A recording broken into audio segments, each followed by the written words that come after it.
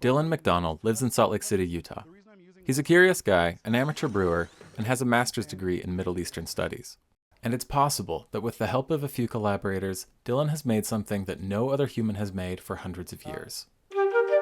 During the pandemic, he heard about a loaf of sourdough bread baked with yeast that's a descendant of a 4,500-year-old Egyptian strain. And I was like, I wonder if I could do this with beer. And so I just started researching about yeast, and I was like, what's the oldest strain of yeast there is? So he set out to work, and he found Primer's Heritage Yeast, an Israeli company that has isolated yeast cultures from ceramic pottery found from the ancient site of Gath. The company of these Israeli scientists that brewed this beer with modern ingredients. They used this ancient yeast with modern ingredients. But Dylan wanted to take it a step further. I'm doing ancient yeast with ancient ingredients and an ancient recipe. This means that Dylan is creating a truly unique beer to our time. But where do you get a recipe for a 3,000-year-old beer? Eber's papyrus.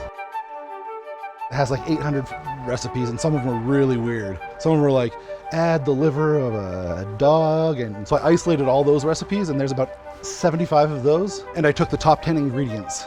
It told the amounts and the types of ingredients to be used, which is rare, right? So I knew exactly how to brew this. So Dylan created a recipe using the ingredients that were mentioned the most. Yemeni cedar honey, black cumin, juniper berries, Israeli golden raisins, carob fruit, Egyptian balsam fruit, the highest quality frankincense that I could get. Even rare figs found only in Egypt. And so he began the process of making a beer from a strain of yeast 3,000 years old in his backyard. Part science, part creative act, Dylan painstakingly documented the process so that others could build on his work. Luckily, that is growing here in Utah. Upon cooling, I added the Yemeni honey. This is probably the most important part. Oscar-worthy, no. Let's see what this turns out to look like. My goal for this was to create a beer that others would be able to build upon in the future. You're never going to be able to brew the exact same beer as they had 3,000 years ago. But my hope is that I could get us one step closer.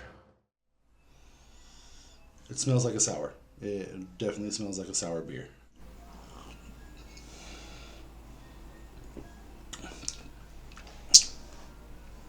Yeah, that's not bad actually.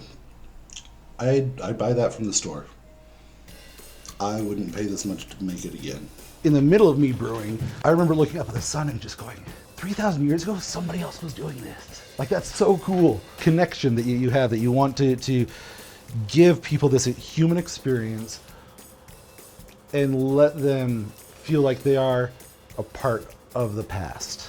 And I feel like that's something that you can get with this.